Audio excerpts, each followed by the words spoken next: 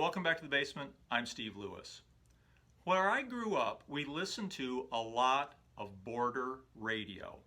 There were some super powerful AM stations just across the US border, just outside the jurisdiction of the FCC, broadcasting with very powerful signals, basically with content for American audiences back into the US. Now, inevitably, some of their own culture would seep into these broadcasts. Of course, I'm talking about stations like CKLW, the Big 8, which advertised itself in its jingle as CKLW, the Motor City, but was actually broadcasting from Windsor, Canada. And as I grew up, I was probably more aware of Canadian bands than I would have been if I'd grown up in other parts of the country. I know as a kid I was very familiar with bands like Lighthouse with their hits One Fine Morning, Pretty Lady, Sunny Days. When I was a little older on FM, there was a lot of Rush, a lot of April Wine, a lot of Red Rider, things that we may have known in other parts of the country, but maybe we're more familiar with by our proximity to Canada in the Detroit area. Of course, one of the biggest bands ever to come out of Canada was the fabled Guess Who. The Guess Who is a great band. I think they wrote some terrific singles. Of course, they had a number 1 hit in the US with American Woman in 1970. Their very first hit in 1965 went to number 22 in the US. It was called Shakin' All Over.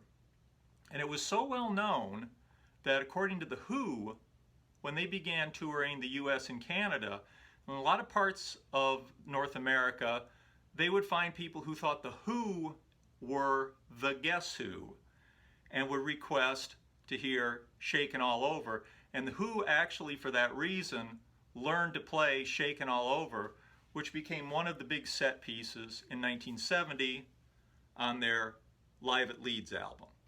So the Guess Who were pretty well known across the country, but I think we were a little bit more aware of them in these border areas where we were listening to a lot of radio from Canada. They made some great singles, and one of the things that I really love about the Guess Who is their lyrics. They could alliterate lyrics like nobody's business. The Guess Who did a lot of great singles, of course, These Eyes, Laughing, Undone, No Sugar Tonight, Hand Me Down World. Post Randy Bachman leaving, there were hits like Albert Flasher, Rain Dance. You dig a little deeper, there were great tracks like Running Back to Saskatoon, Sour Sweet, Follow Your Daughter Home, Dancin' Fool. In 1974, they had a hit with Clap for the Wolfman off the Road Food album, which also had Star Baby. Of course, as I say, some of their lyrics were just phenomenal from an alliterative sense. I particularly love the verses of Rain Dance. Christopher was asking the astronomer, can your telescope tell me where the sun's gone? And even better is the second verse, Fifi said to Don the baker, can you show me how to bake another bun, Don? Really fun to sing, they just roll off the tongue. But guess who did some great records, far beyond the hit singles that we know if you dig a little deeper into their back catalog. They did a lot of great records. And of course, the two main components in the early days of the Guess Who were Burton Cummings and Randy Bachman, the guitarist. Randy Bachman was a hard-rocking guy and a real asset to the Guess Who. He hung an exit after playing the very memorable guitar on the #1 hit, American Woman, and went solo. In fact, he formed another band right after that called Brave Belt, which I always thought was kind of an ironic name given his relative girth at the time and also of his soon-to-be partner, Fred Turner. I think it would have taken a very brave belt indeed to handle Randy Bachman and Fred Turner back in those days. Brave Belt released a couple of fairly unsuccessful albums in the early 70s until Randy Bachman and Fred Turner changed the lineup a little bit, changed the name of the band, finally got a winning combination, and in 1974 to 1976, their next band, Bachman-Turner Overdrive, had a pretty stunning string of hits, both in Canada and the US, including Blue Collar, Taking Care of Business, Roll On Down the Highway, Rock Is My Life, This Is My Song, and even a US #1 with You Ain't Seen Nothing Yet from their third album, Not Fragile. Or if you've heard it, you know that it is pronounced Not Fragile. The title may or may not be a play on the Yes album from a few years earlier, Fragile. This was probably the landmark BTO album. After that, they did a couple more albums. There was Four Wheel Drive with the hit Hey You, but I remember at that point you could kind of see they were sort of running out of steam, sort of going over the same ground. By the time of Head On, their next album, they only had a minor hit with Looking Out for #1, which is sort of a jazz-influenced type single. They burned bright, they burned fast, and then they were gone.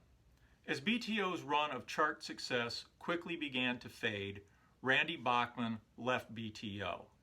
He did a solo album that kind of went nowhere, formed another band called Iron Horse, and by 1979, Iron Horse was performing as an opening act for the Beach Boys on tour.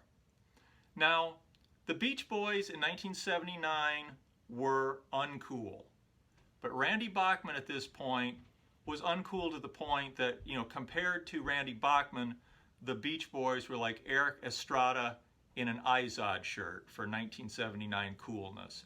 Randy Bachman was in a tough position as far as chart credibility. He was kind of too early, like 5 years later into the 80s when there was sort of that roots rock movement with Bruce Springsteen and John Mellencamp and even Bob Seger to a degree, where it was, like working class music.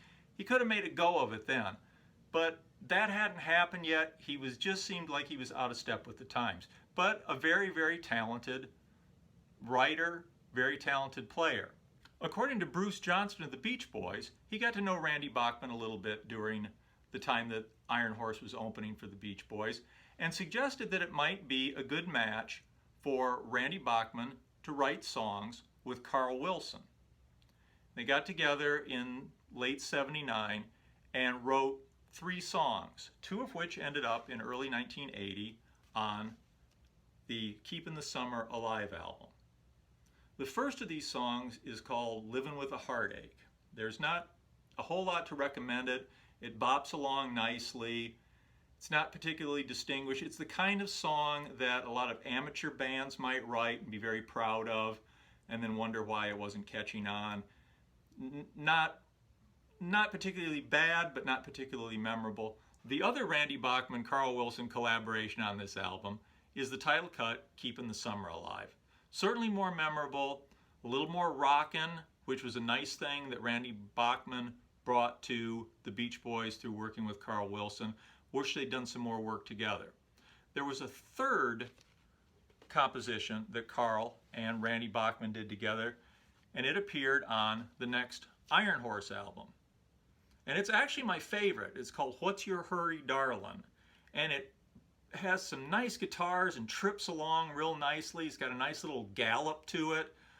This, for my money, What's Your Hurry, Darling, from the Iron Horse album, Everything is Gray, is probably the pick of the litter of the 3 songs that were released, written by Randy Bachman and Carl Wilson.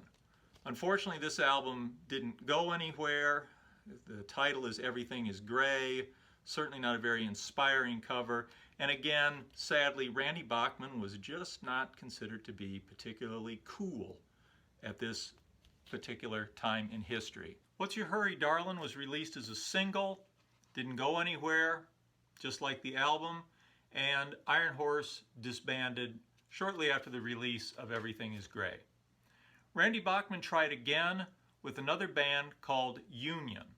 And on Union's 1981 album, On Strike, he does his own version of Keepin' the Summer Alive. And it's really pretty good. The guitars, as you would expect, are quite rockin'. It's a much more rocking version than the Beach Boys version. And as you would expect, it lacks the nice harmony vocals of the Beach Boys version. I would love to have seen them actually collaborate on this, because between Randy's guitars and the Beach Boys vocals, they could have had a really cool, definitive version of Keeping the Summer Alive. Sadly, it was not to be. Also, if I could digress just a little bit, the cover of this album, I mean, this is kind of cool, this layout of this portfolio and stuff.